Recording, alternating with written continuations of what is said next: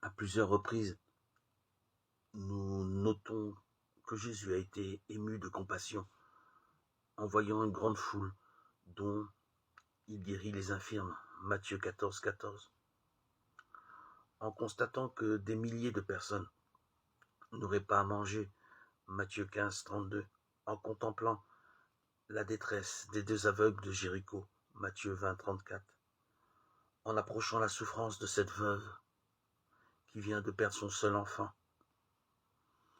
Luc 7, 13, en voyant la tristesse de Marie, sœur de ce Lazare, qu'il s'apprête cependant à ressusciter, Jean 11, 33.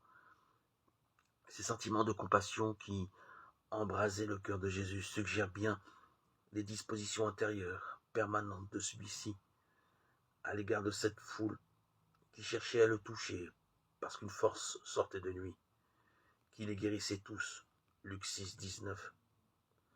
Nous savons bien que la plupart du temps, lorsque Jésus opère des signes de guérison dans les évangiles, la foi est importante, celle du malade ou celle de ceux qui le lui présentent.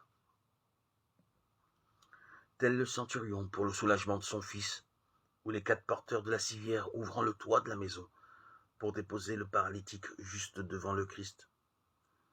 C'est toujours une force, mentionnée ou non, qui sort de lui, mais elle n'est pas impersonnelle. Tel un genre de puissance automatique, magique, qui traverserait le Christ, celui-ci n'en constituant que le canal. Le cas particulier de la guérison de la femme en perte de sang était considéré à part.